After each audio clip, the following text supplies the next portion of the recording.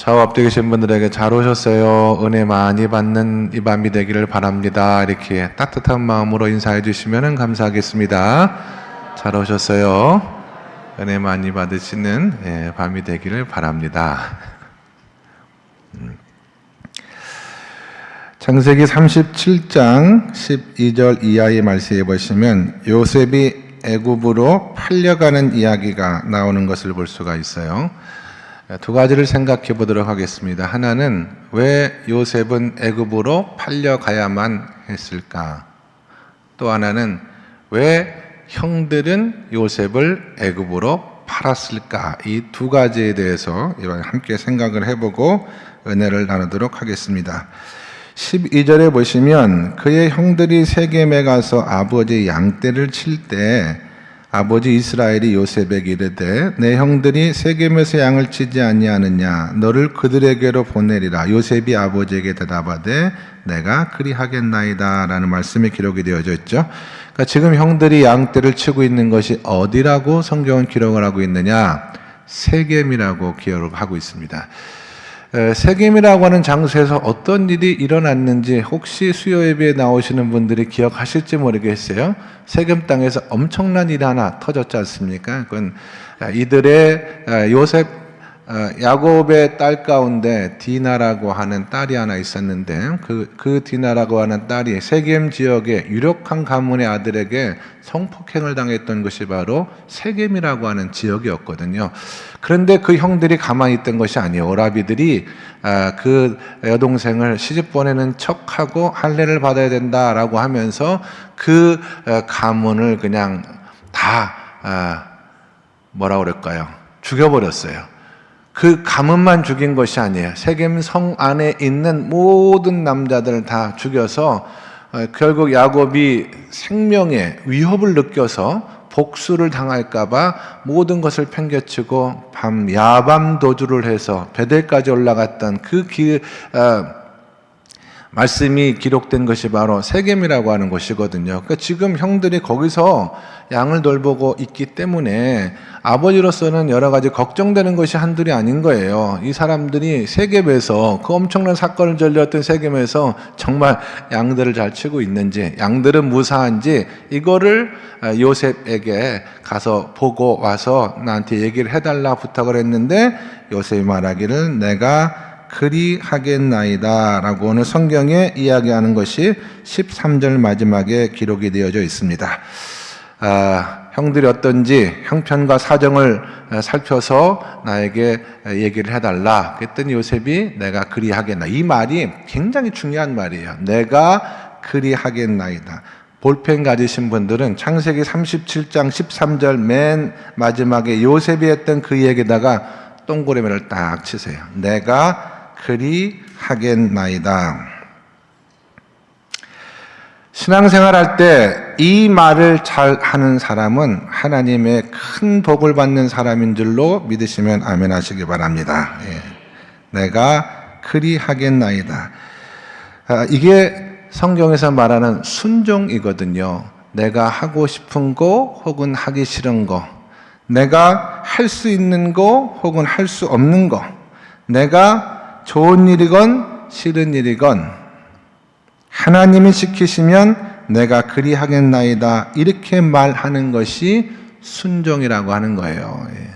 시간이 없습니다. 은퇴하면 하겠습니다. 제가 신앙생활 해온 방식이 있습니다 라고 말하지 말고 뭐라고 얘기하라고 그랬어요? 내가 그리하겠나이다. 이렇게 말하시는 분을 하나님은 굉장히 사용하시기가 편합니다.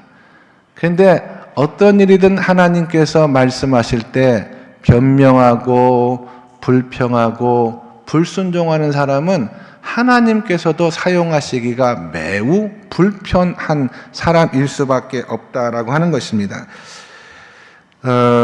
요셉뿐만 아니라 우리가 성경을 쭉 읽다 보면은 내가 그렇게 하겠습니다 하나님이라고 하는 대답을 잘 했던 제사장 하나가 성경에 나오는데 그 사람이 이사야라고 하는 제사장이에요. 선지자 이사야.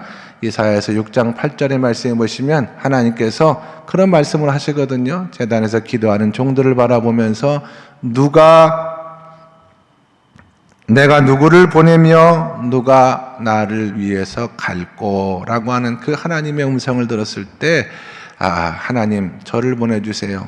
제가 하나님의 그 일을 감당하겠습니다 라고 대답했던 종이 바로 이사야였어요. 하나님을 예비하는 사람들이 희귀했던 시절이었고 하나님의 말씀에 순종하겠다는 사람이 더더욱 부족했던 그 시절에 하나님의 명령을 듣자마자 내가 그리하겠습니다 라고 순종했던 종이 바로 이사야 선지자라고 하는 것이 이사야 선지자였다고 한다면 이 순종이라는 것이 하나님을 향한 최고의 섬김 가운데 하나다라는 생각을 오늘 말씀 가운데 하게 됩니다. 목회를 하다 보면 종종 그런 성도들을 만납니다. 목사님, 저는 하나님에게 순종하지 사람에게는 순종하지 않겠습니다 라고 하시는 분들이 계세요. 반은 맞고 반은 틀린 얘기입니다. 하나님께 순종하는 것과 사람에게 순종하는 것이 충돌이 날 때는 하나님께 순종하는 것이 맞아요. 그러나 더 많은 경우에는 사람에게도 순종할 줄 알아야 된다라고 저는 생각을 합니다. 목사는 하나님께 기름 부음을 받아서 하나님 앞에 순종하는 종이잖아요. 그러나 훌륭한 목사는 성도들에게도 순종할 줄 아는 목사가 훌륭한 목사예요. 하나님에게만 순종하겠다라고 하면서 사람 보지 않겠다라고 목회하다 보면은 그 목회가 어려움 가운데 들어가는 것을 많이 볼 수가 있거든요. 지혜가 부족해서 그래. 그래서 우리는 하나님 앞에 때때로 또 하나님께서 세우신 권위에 대하여 순종할 줄 아는 그런 믿음을 가져야 됩니다. 그래서 순종이 믿음이고 순종이 섬김이 될 수 있다라고 하는 생각을 하셔야 돼요. 여러분이 오해를 하지 아니하시고 들어주시기를 바랍니다. 목사가 설교를 많이 하지 않습니까? 그럼 종종 성도님들 가운데 목사님 이번에 하신 말씀이 꼭 저에게 주시는 말씀인 것 같아서 참 은혜가 되기도 하고 마음에 큰 찔림도 있었습니다 라고 하는 성도님들이 꽤 많으세요. 대부분은 긍정적으로 하시는 말씀이거든요. 말씀을 통해서 그동안 잘 알지 못하는 부분을 깨우쳐 주시고 자기 자신이 스스로 돌아보지 못했던 부분들, 마음으로 결단하지 못했던 부분들을 마음속으로 깨우쳐 주셔서 은혜가 되었다는 의미로 말씀을 하시는 경우가 대부분이고요. 그러나 부정적인 의미에서 이해하고 적용하시는 분들이 아주 없는 것은 아닙니다. 목사님이 말씀을 통해서 나를 쳤다, 나를 때렸다 이렇게 말씀하시는 분들이 대표적으로 이제 부정적으로 받아들이시는 경우인데요. 목사는 말씀을 통해서 성도를 때리지 않습니다, 여러분. 그럴 이유도 없고 그럴 필요도 없어요. 말씀을 가지고 성도를 때리겠다고 기도하는 목사님이라고 한다면 그 목회는 끝이 보이는 그런 목회라고 말할 수가 있겠습니다. 여러분이 이렇게 이해하셔야 돼요. 제가 세겹줄 신년 새벽 기도회를 하면서 서아시아에 있는 7교회를 향한 하나님의 말씀을 우리가 읽지 않았습니까? 책망받은 교회도 있고 그 다음에 칭찬받은 교회도 있습니다. 예를 들면 라오디게아 교회 교인들을 향하여 예수님께서 말씀하시기를 좀 열심을 내라, 회개하라, 이런 책망이 좀 담겨져 있는 말씀을 하셨는데 라오디게아 교회 교인들은 그것을 하나님이 나를 말씀으로 쳤다 이렇게 상한 마음으로 받지도 않았고 하나님께서도 그 말씀을 하실 때는 라오디게아 교회 교인들이 미워서 한 말씀이 아니에요. 하나님은 라오디게아 교회 교인들도 사랑하시는 하나님인 줄로 믿으시면 아멘 하시기 바랍니다. 사랑하시기 때문에 그 얘기를 한 거예요.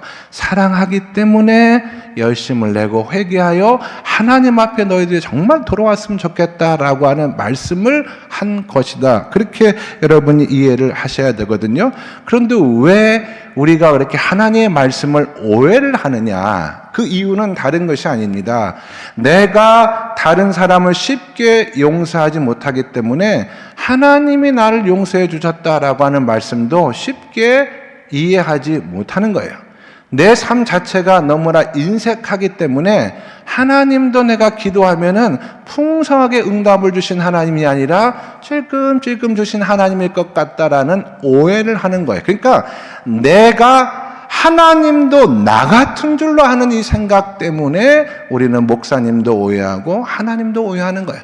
목사님의 마음도 우리와 같은 줄 알고 하나님의 생각도 우리와 같은 줄 생각하고 신앙생활을 하기 때문에 자꾸 오해를 하는 거거든요. 저는 우리 성도님들이 성경과 말씀과 하나님에 대한 오해만 우리가 걷어내도 우리는 정말 믿는 생활, 하나님 앞에 아름답게 할 수 있는 그런 신앙생활로 변화가 된다고 믿는 사람이에요. 그만큼 우리는 우리 생각을 가지고 하나님의 말씀을 바라보고 우리 생각을 가지고 신앙생활하는 경우가 너무나 많다라고 하는 것입니다.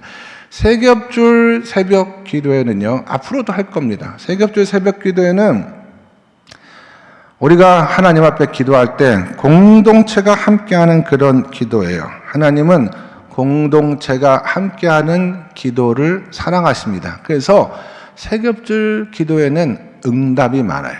하나님께서는 내 입술을 통해서 하나님 앞에 드려진 나의 소원의 제목을 응답해 주시는 경우도 있지만 공동체를 통해서 타인을 향한 중보기도를 통해서 응답 주시는 경우가 많기 때문에 저는 세겹줄 새벽 기도회를 한 주간 인도하면서 벌써 제가 기도한 기도 제목 가운데 2가지를 응답을 받았어요. 나중에 제가 말씀을 드릴게요. 저 2가지는 하나에서 그만큼 응답이 신속하고 빠르다라고 하는 그런 특징을 가지고 있는 것이 세겹줄 새벽 기도회거든요. 우리가 말 한 마리가 끄는 힘을 보통 한 6톤 정도의 힘, 6톤 정도의 무게를 말이 끈다라고 가정을 했을 때 2마리 말이 같은 멍에를 쥐고 짐을 끌면은 12톤의 무게를 끄는 것이 아니라 24톤의 무게를 끈다라고 하는 그런 기록이 있거든요. 그것이 우리가 공동체가 가지고 있는 어떤 능력이다라고 이야기를 할 수가 있습니다. 그래서 이 세겹줄 새벽 기도회를 했을 때 이게 상성하고 처음 하는 기도회이기 때문에 어떤 분은 말씀에 순종하여서 3사람씩 짝을 지어서 기도를 했더니 목사님, 세겹줄 새벽 기도회를 처음 해보았는데 같이 기도를 해보니 전혀 새로운 은혜가 있는 것을 경험하게 되어서 너무나 감사합니다 라고 저한테 카톡을 보내주신 분이 계셨어요. 세겹줄로 기도를 해보았더니 정말 그동안 기도 가운데 경험해보지 못했던 은혜가 있었다라고 말씀하시는 분이 계셨고요. 또 어떤 분은 세겹줄로 기도해야 하니 기도짝을 마련해라 라고 하는 말씀이 너무나 부담이 되어서 밤새 잠을 못 주무었다는 거예요. 첫째 날 새벽님을 시작하게 되네. 도대체 누구랑 기도짝을 맺어야 되는가 고민하다가 교회를 왔는데, 그래서 교회에 와서 즉석에서 기도짝을 통해서 3명이 이제 기도회를 시작했는데 그 기도짝의 기도 제목을 듣자마자 하나님께서 이분들을 나를 통해서 예비하신 기도짝이구나, 하나님께서 다 준비해 놓고 계시구나라고 하는 것을 영적으로 깨달았다는 것입니다. 그래서 하나님께서 다 예비해 놓으신 걸 내가 괜히 고민만 하고 밤에 제대로 잠을 자지 못했다라고 하는 간증을 해 주신 분들이 계셨습니다. 교회 일이 그렇습니다, 여러분. 우리 고건사님들 기도해 주셨지만 어떤 일이든지 새롭게 시작을 하다 보면은요, 3분의 1의 성도들은 적극적으로 따라옵니다. 그리고 3분의 1의 성도들은 따라오긴 따라오는데 수동적으로 따라요. 눈치 보면서 따라옵니다. 그래서 3분의 2가 움직이면 교회는 변화되기를 시작하는 거예요. 근데 끝까지 3분의 1은 안 따라와요. 왜냐하면 해왔던 방식이 있는 것이고, 여러분, 혼자 기도하는 게 편할까요? 세겹줄로 짝하여 기도하는 게 편할까요? 혼자 기도하는 것이 훨씬 편합니다. 그래서 마지막 날까지 제가 이렇게 기도회를 인도해 보면 저는 여러분 그것에 대해서 절대로 서운한 마음도 없고 미운 마음도 없어요. 앞에서 딱 보면은요, 끝까지 혼자 기도하는 성도님들이 계세요. 부부끼리는 안 된다고 말해도 끝까지 부부 둘이 앉아가지고 기도의 자리를 지키는 성도들도 있습니다. 저는 절대 서운하거나 그분들에 대해서 다른 마음을 품고 있지 않아요. 그렇다라고 하는 겁니다. 원래 교회 일이라고 하는 것이 다 그래요. 근데 그분들이 처음 나와서 기도하는 분이 절대 아니라는 거예요, 여러분. 그분들도 다 기도 많이 한다고 알려져 있는 분들이고, 그분들도 기도에 관해서는 둘째 가라운 서러운 사람 사람들인데 왜 그렇게 안 하느냐? 이게 낯설고 생소하기 때문에 그렇거든요. 그 순간 중요한 게 무엇이냐? 내가 그리 하겠습니다. 이게 중요한 거예요. 이게 교회를 변화시키고 신앙을 변화시키고 우리의 믿음을 변화시키는 굉장히 중요한, 우리가 기도하는 루틴이 있죠. 우리가 신앙생활하는 패턴이 있습니다. 그러나 하나님의 공동체를 통해서 우리가 무엇인가를 새롭게 할 때 내가 그것이 확신이 없더라도 목사님이 그것에 대한 확신이 있고 해보았더니 교회와 신앙과 믿음의 기도에 엄청난 유익이 된다라고 하면 믿고 따라오는 것이 매우 중요하다고 생각을 합니다. 여러분, 목장교회를 이제 본격적으로 시작을 하잖아요. 목장교회를 딱 시작하면은요, 3분의 1은 적극적으로, 목사님, 이렇게 하니까 정말 유익이 있고, 교회가 변화가 되고, 정말 성도들이 신앙과 믿음에서 새로운 은혜를 경험하는 것 같아요. 라고 적극적으로 따라온 사람이 몇 분의 몇? 3분의 1은. 그래서 3분의 1은 뭐냐? 예? 수동적으로 눈치 보면서 안 할 수도 없고 할 수도 없고 그래서 마지못해 따라오는 사람들이 있고요. 끝까지 안 하는 사람들이 있어요. 끝까지. 그러면은 그분도 힘들고 목사도 힘들고 교회도 힘들어요, 여러분. 끝까지 안 하려고 하면은 우리 서로 힘들게 하지 맙시다. 옆에 계신 분에게 서로 힘들게 하지 맙시다. 그냥 그렇게 하겠다는 게 뭐가 어려웁니까? 이거 하라고 해도 안 하는 사람이 있어요. 끝까지 해보세요. 힘들게 하지 말고 한번 잘 해봅시다. 힘들게 하지 말고 잘 해봅시다. 이게 중요합니다, 여러분. 이게 요셉이 세겜에 가서 아버지가 세겜에 가서 이런 형들 좀 형편 좀 보고 얘기할 때 내가 그리 가겠나이다 하고는 성경에 보면은 14절에 이스라엘이 그에게 이르되 가서 내 형들과 양떼가 다 잘 있는지를 보고 돌아와 내게 말하라 하고 그를 헤브론 골짜기에서 보내니 그가 세겜으로 가니라. 요셉은 아버지에게도 하나님에게도 생의 마지막 순간까지 순종할 줄 아는 사람이었어요. 그럼 요셉은 어떻게 그렇게 순종할 줄 아는 사람이었느냐? 그 마음에 정직함이 있었거든요. 요셉은 신앙 자체가 하나님 앞에, 아버지 앞에, 사람들 앞에 순결한 사람이었어요. 저는 우리 신앙생활이 하나님 앞에 정직하고 순결한 신앙생활이 될 수 있기를 주님의 이름으로 간절히 축원합니다. 자, 그러면 형들은 왜 요셉을 팔았느냐? 형들은 왜 요셉을 팔았느냐라고 하는 것을 우리가 성경을 통해서 살펴볼 텐데요.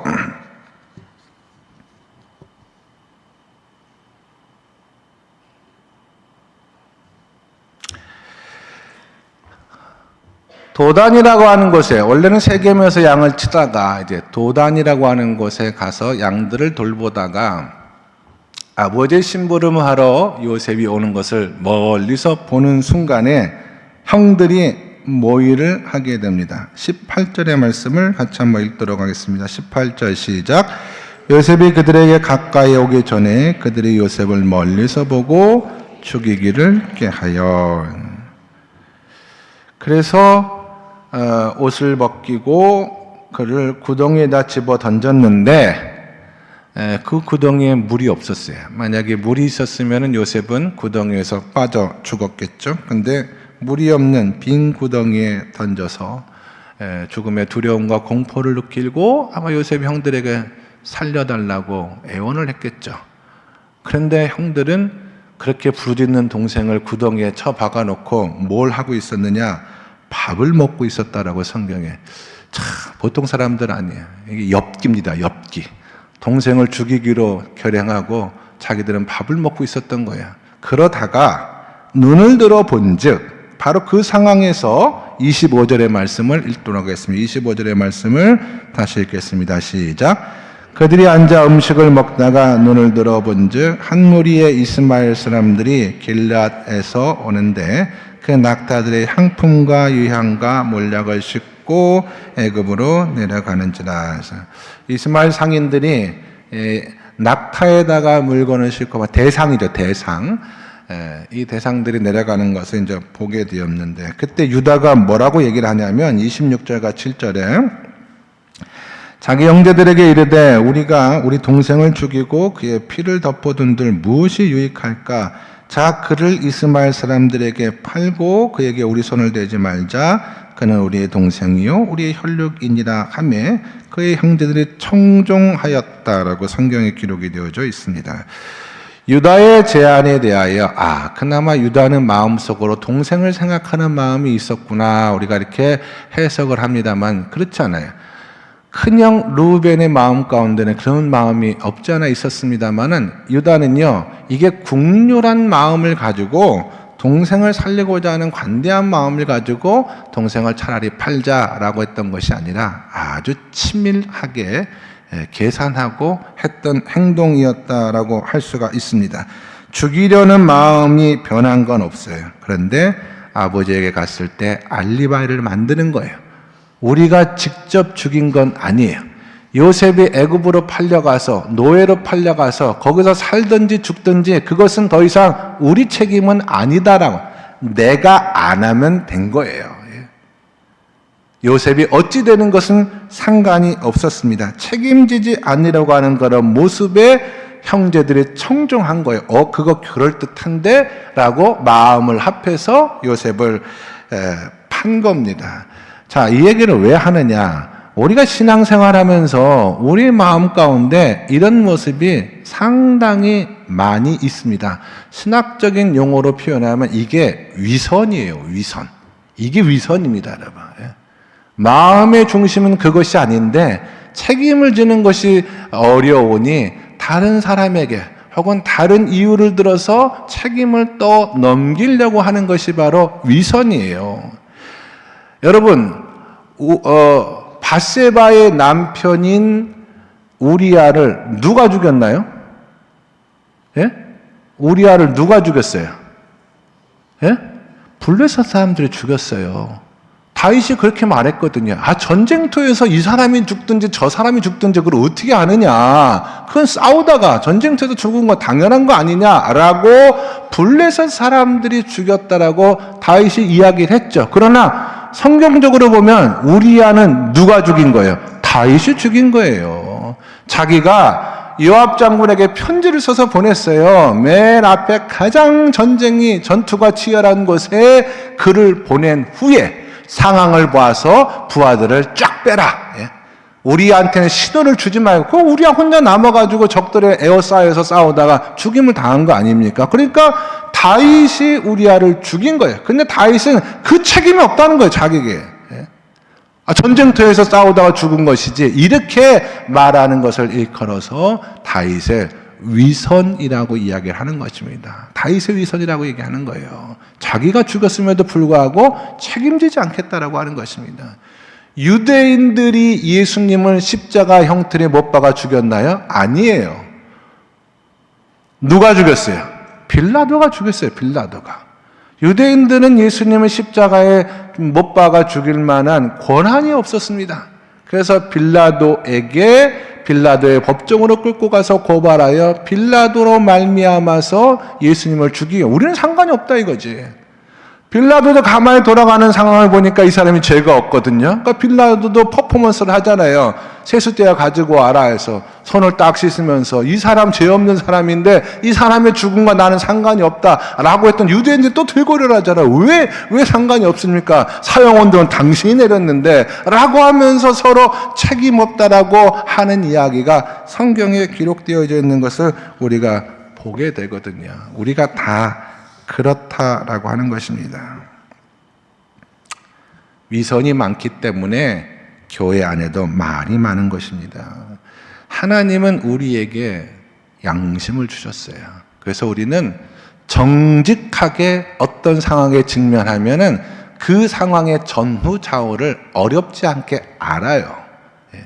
누가 문제가 있는지, 내가 뭘 잘못했는지 다 압니다. 그 마음 그대로 인정하는 것이 이게 진짜 믿음이지. 그게 아니라고. 저 사람 때문에 그런 거라고. 내가 그런 것이 아니다라고 말하는 신앙생활을 우리가 많이 하는 거예요. 저한테 그런 얘기 있잖아요. 목사님, 어떤 권사님이 이런 얘기를, 어떤 권사님이 교회가 이래. 근데 제가 가만히 듣기로는 그럼 당신이 그런 거지. 당신 얘기지. 뭘 무슨 권사님 얘기를 왜 해요? 차라리 정직한 게 낫습니다. 목사님, 저는 동생이 너무너무 미워 죽겠어요. 정말 죽이고 싶도록 미워요. 이렇게 인정하는 믿음 위에 돌아올 가능성이 있는 거예요. 솔직하게 인정하는 것 가운데 하나님 앞에 변화될 가능성이 있는 거예요. 동생이 죽도록 미워하면서 말이죠. 아버지한테 가서 우리는 모릅니다.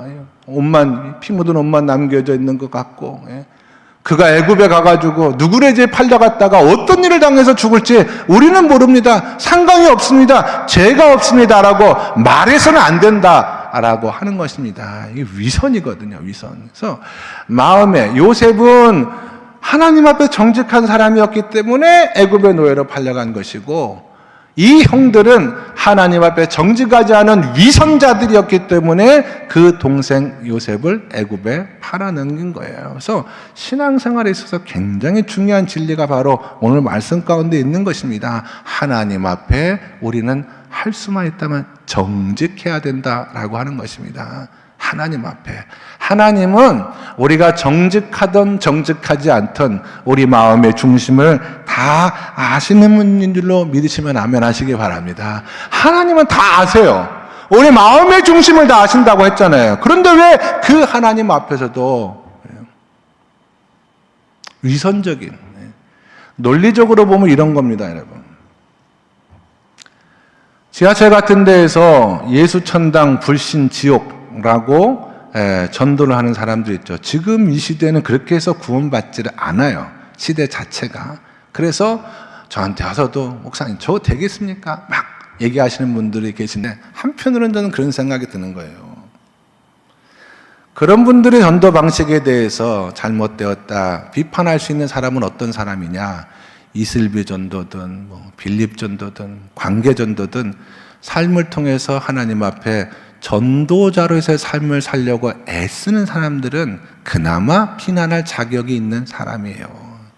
자기는 하지도 않으면서 자기의 부족함을 비난으로 때우려고 하는 신앙생활도 위선입니다, 여러분. 이것도 위선이에요. 목사님, 기도가 그렇게 기도하면 안 되는 것 같아요. 뭐 광신도들도 아니고 어떻게 저렇게 기도한다고 저렇게 합니까? 라고 말하는 분, 그렇게 말할 수 있는 자격을 갖춘 사람, 이론적으로 보면 어떤 형태든지 하나님 앞에 마음의 중심을 다해서 기도하는 사람은 그렇게 말할 수가 있어요. 근데 정작 기도의 자리에서 하나님 앞에 마음의 중심을 다 기도하지 않으면서 이런 사람들이 이렇게 기도하는 것을 비난하고 저런 사람들이 저렇게 기도하는 것에 대해서 비난하는 것은 위선입니다. 위선. 그게 위선이에요. 다른 게 위선이 아닙니다. 제가 왜 이런 얘기를 하냐면 예수님이 마태복음 5장에서 굉장히 중요한 말씀을 성경에 하나 기록해 놓았거든요. 너희의 의가 서기관들과 바리새인의 의보다 낫지 못하면 그들의 의에 대해서 비판할 자격이 없다는 말씀이 굉장히 무서운 말씀입니다, 여러분. 너희의 의가 서기관들과 바리새인들보다 낫지 못하면 결단코 너희는 그들의 의에 대해서 비판하면 안 된다라고 하는 그런 주님의 말씀이에요. 그런 말씀들 앞에 우리가 겸손해야 된다라고 하는 것입니다. 우리가 정직한 신앙생활에 대해서 항상 매일의 삶에 하나님 앞에 정직한 신앙생활을 붙들고 기도하지 않으면 우리도 모르는 사이에 위선적으로 신앙생활할 가능성이 항상 우리 가운데 있는 거예요. 제가 오늘 말씀 준비하면서 마음이 아주 편안하지는 않았어요. 말씀 주제가 무거웠어요. 그래서 하나님 앞에 제가 기도하고 이 말씀을 증거하는 거예요. 제가 이 한 주간 동안 오늘 이후에 주일날까지 하나님 앞에 어떤 마음으로 기도를 하느냐. 하나님, 내가 100% 하나님의 말씀에 순종하는 종이 될 수 있도록 해주셔서 제가 오늘 선포한 말씀에 내 자신이 먼저 적용을 했을 때 하나님 앞에 부끄럽지 않게 해달라고, 하나님 나의 말씀 가운데 1%라도 나의 의가 담겨져서 나는 그렇게 하지 못하면서 성도들 향해서 그렇게 해라라고 설교하는 사람 되지 않게 해달라고 내 하나님 앞에 이 한 주간 동안 기도하는 그런 마음으로, 이 말씀을 나에게 먼저 적용하는 마음으로 준비하고 선포하는 거예요. 하나님 앞에 정직하게. 제가 좋아하는 찬양 가운데 온 마음 다해 주님을 사랑하고 온 마음 다해 주님을 섬기고 그 찬양이 있거든요. 그 온 마음 다해라는 말이 그 말이에요. 하나님 앞에 정직하게 살아가는 거. 사람들과의 관계 속에서도 정직하게 신앙생활을 하는 거. 교회 생활할 때도 정직하게 신앙생활하는 거. 그렇게 매일매일 하나님 앞에 기도해야지 바리새인의 의와 위선이 우리 신앙을 오염시키지 않아요. 마음의 중심에서 항상 솔직하게. 요셉이 너무너무 미워요. 정말 죽이고 싶어요. 그런 솔직한 마음도 하나님 앞에 그대로 가지고 나와야지 하나님이 그 영혼을 바꿔주시는 거예요. 가능성이 있는 것입니다. 그래서 우리 신앙생활이 오늘 이 사건을 통해서 하나님 앞에 바르고 정직한 신앙으로 올려드릴 수 있는 그런 성도가 되게 해달라고, 교회가 되게 해달라고 기도하시는 이 밤 저와 여러분 모두가 다 될 수 있기를 주님의 이름으로 간절히 축원합니다. 하나님 아버지, 매일매일 신앙생활과 믿음생활을 주님 앞에 드리며 살아갈 때 우리가 우리 자신도 알지 못하는 사이에 정직함을 잃고 바리새인들처럼 위선하는 그런 모습으로 하나님 앞에 온전한 모습으로 살아가지 못할 때가 있음을 고백하지 않을 수가 없습니다. 언제 어디서라도 하나님 말씀 앞에 순종하길 기뻐하는 종들이 되게 도와주시고 정직하게 하나님 앞에 서는 훈련들을 통하여 하나님 아버지 위선에 빠지지 않는 우리 양림교회 성도들이 다 될 수 있도록 은혜를 베풀어 주시옵소서. 우리의 신앙과 믿음이 늘 진실되게 하시고 하나님과 성도의 교제가 따뜻하고 사랑이 넘치는 관계들이 되게 도와 주시어서 세상에서 하나님의 모습을 닮아 하나님의 영광 가운데 쓰임받기를 기뻐하는 우리 교회와 모든 주의 백성들이 다 될 수 있도록 인도하여 주시옵소서. 부족한 종의 입술 가운데 성령의 은혜를 베풀어 주셔서 혹이라도 한 심령 하나님 어린 말씀을 통해서 실족치 않게 도와주시옵시고 하나님께서 말씀을 통해 주시는 그 마음의 중심을 잘 깨달아서 하나님 보시기에 정직한 믿음의 사람들로 세워져 가기를 기뻐하는 이 밤 하나님 아버지 우리 모두가 다 될 수 있도록 인도하여 주시옵소서. 예수 그리스도 이름 받들어 기도드리옵나이다. 아멘.